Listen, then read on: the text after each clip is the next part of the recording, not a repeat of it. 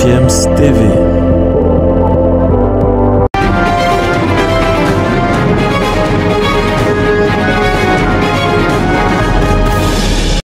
Bonjour à tous, c'est encore un plaisir d'être parmi vous ce matin. Nous sommes donc mardi matin, nous sommes à l'écoute de Sport Matin qui revient sur la Coupe d'Afrique des Nations Cameroun Total 2022 avec le cercle du Sénégal. On en parlera d'ailleurs dans cette émission et on reviendra également sur le match de la troisième place qui a opposé le Cameroun au Burkina Faso, n'est-ce pas? Le Cameroun qui a pu, n'est-ce pas, monter et garder une place au podium. Et puis on viendra, chers abonnés, vous parler de quelques transferts, parce qu'il n'y a pas que la Coupe d'Afrique des Nations, il y a aussi des mouvements entre des joueurs et des clubs africains, bien sûr, de par l'Europe ou dans certaines sélections africaines.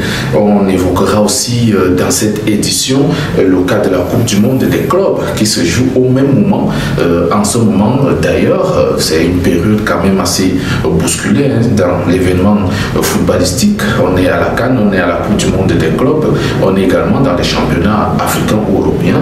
En tout cas, nous sommes là pour vous servir. Chers abonnés, moi je vais marquer une petite pause et puis je vous reviens derrière. Mais avant de partir, je vous invite à vous abonner sur Facebook, YouTube ou Instagram. A tout de suite. GFM's TV.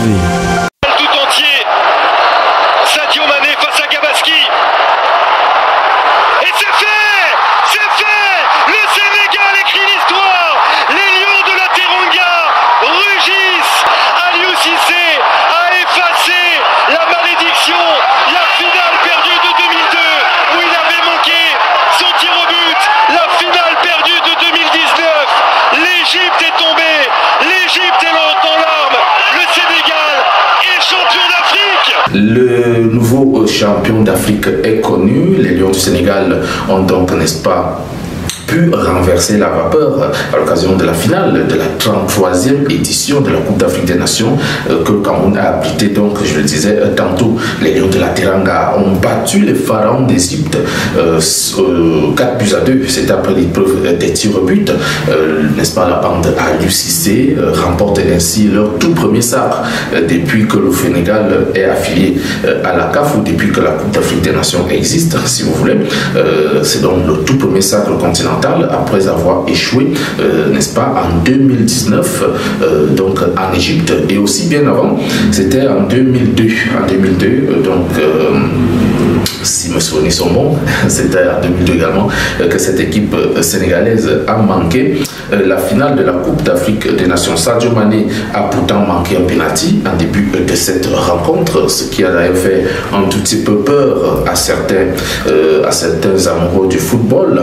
Et puis, il s'est rattrapé face à Gabaski, le gardien de but égyptien de Zamalek, très en vue dans cette rencontre ou encore tout au long de la compétition. Aliou Cissé, le sélectionneur du Sénégal, lui, a dédié cette victoire au peuple sénégalais. Merci beaucoup.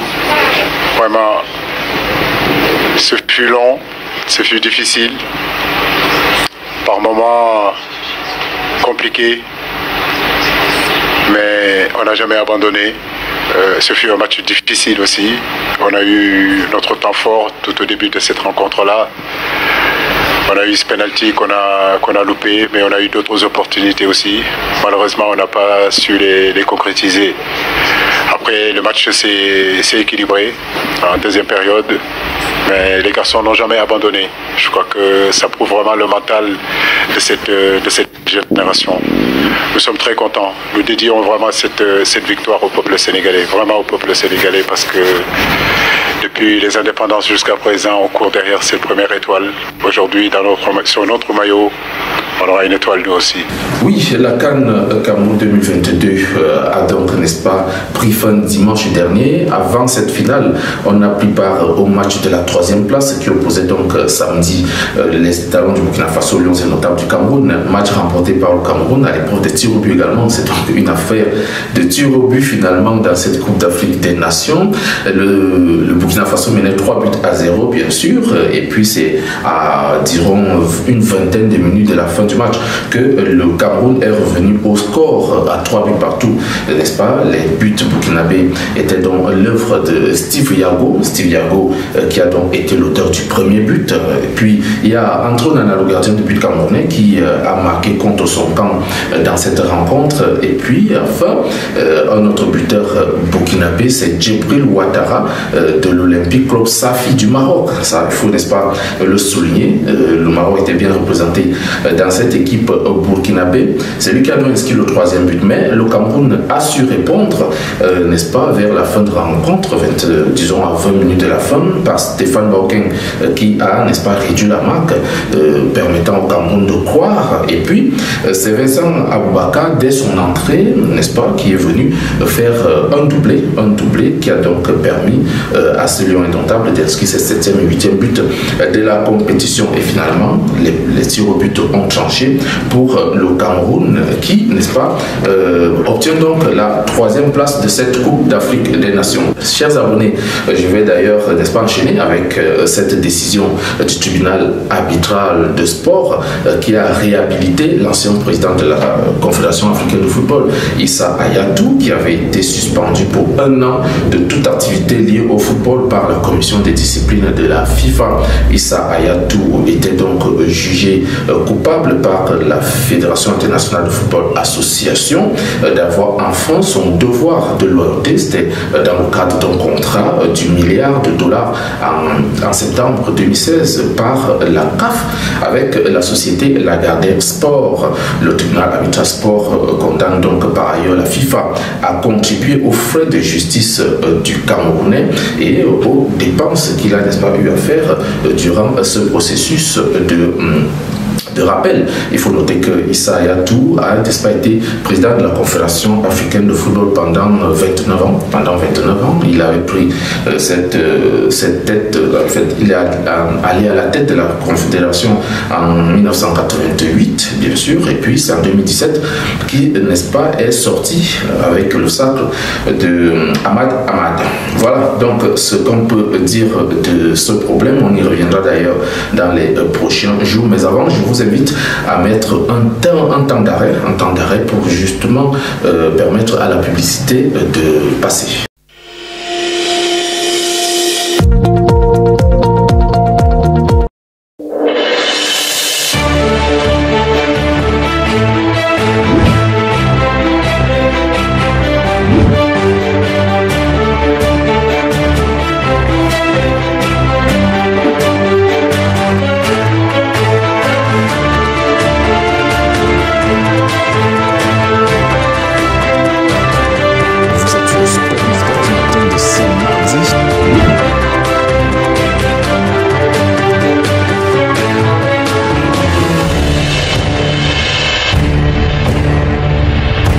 D'être au top pendant toutes les différentes compétitions qui seront organisées. Mais à l'époque, on avait quand même fait la différence. Avant, on a joué au début de la pré-qualification contre Djibouti.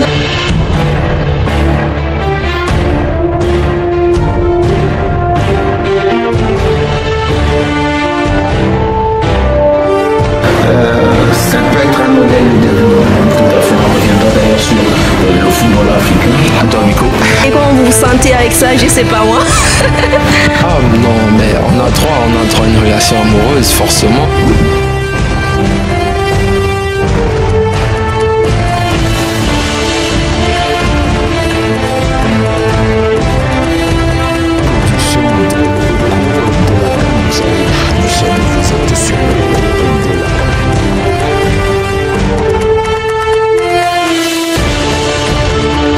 GFM's TV.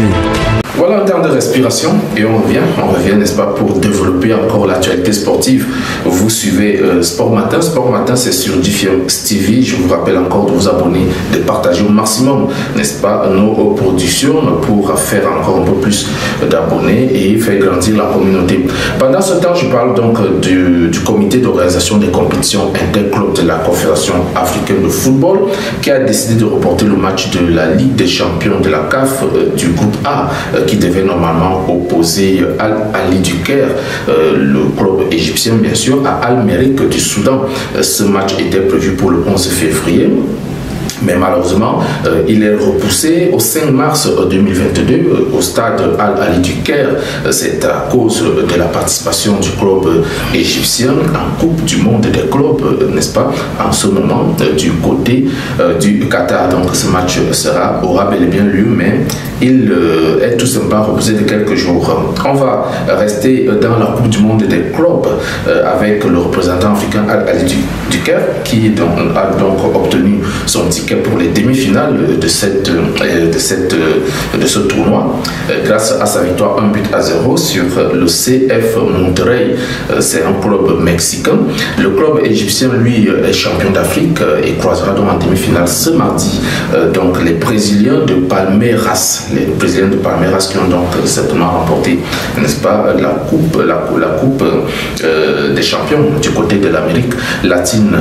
Pitso Moussimane, lui, l'entraîneur sud-africain de Al-Ali, est pourtant, n'est-ce pas, privé de 7 joueurs, cadres, de 8 joueurs dans le moment. Il est privé de 8 joueurs cadres de cette équipe de Al-Ali, notamment le gardien de but Mohamed El Chenewi, qui d'ailleurs s'est blessé en début de Coupe d'Afrique des Nations avec la sélection égyptienne, mais qui est resté dans l'effectif. Et puis il y a l'attaquant Mohamed Cherif, qui est aussi dans l'effectif, qui a participé à la Coupe d'Afrique des Nations avec l'Égypte, sans oublier Ayman Ashraf, le défenseur, n'est-ce pas, qui sont donc parmi les 8 joueurs qui sont avec la sélection égyptienne de football. Vous comprenez pourquoi Al-Ali, n'est-ce pas, doit se féliciter de passer en demi-finale avec pratiquement toute l'équipe titulaire qui est du côté de la Coupe d'Afrique des Nations avec la sélection. Dans l'autre demi-finale donc de cette Coupe du Monde des clubs, Chelsea, champion, vainqueur de la Ligue des Champions de l'UEFA, sera l'hôte de Al-Hilal. Al-Hilal, c'est un club d'Arabie Saoudite qui, n'est-ce pas, fait aussi, n'est-ce pas, figure de l'un des meilleurs clubs en ce moment du côté de l'Asie. La Coupe du Monde des clubs se joue donc au Qatar. Je l'ai dit tantôt. Parlons donc aussi de quelques transferts dans cette édition. Pendant que la CAN se joue, des mouvements de transfert s'opèrent donc de part et d'autre avec des joueurs qui, n'est-ce pas, sont en fin de contrat, d'autres qui vont peut-être voir ailleurs. On va parler ici des contrats de certains joueurs africains, puisqu'on est là pour la promotion du football africain. C'est donc le Bissau-Guinéen Fally Kandé qui rejoint donc le FCMS en provenance du club portugais de Portimonense après avoir joué la Coupe d'Afrique des Nations récemment au Cameroun. Fally Kandé rejoint donc la Ligue 1 française pour une somme de 2,5 millions bien sûr, pour 4 ans. Donc il va jouer pour 4 ans avec le FCMS. Il y a un autre joueur africain, c'est le Sénégalais Cheikh Niasse qui quitte donc Lille pour rejoindre le club suisse de Young Boys Bern. Et puis on va aussi évoquer le transfert de l'attaquant algérien Islam Slimani qui quitte l'Olympique Lyonnais pour s'engager avec le Sporting Club Lisbonne. Donc il quitte la France pour rejoindre le Portugal, un championnat qu'il connaît très bien, Islam Slimani, puisqu'il a joué du côté de Porto il y a quelques années. Ibrahima Koné, lui, est international malien. Il débarque de la Ligue 1 française à Lorient en provenance du club belge de Salzbourg, le club norvégien, autant pour moi, de Salzbourg 08 FF. C'est un club norvégien. Il quitte donc la Norvège pour aller du côté de Lorient. En France, le montant du transfert s'élève à 4 millions d'euros jusqu'en 2026. Et puis, on va, n'est-ce pas, parler du Nigérian Samuel Kalou, milieu de terrain donc nigérian, qui s'est engagé avec le club anglais de Première Ligue Watford. Ce sera pour 3 ans de contrat. Il quitte la Ligue 1 française et les Girondins de Bordeaux. Mesdames et messieurs, abonnez-vous sur YouTube, Facebook ou Instagram. Vous avez donc suivi Sport Matin. Sport Matin, c'est une GFM TV. Nous vous donnons rendez-vous vendredi prochain pour une autre édition. Sur ce, je vous souhaite une très belle semaine et surtout que vous vous portez bien.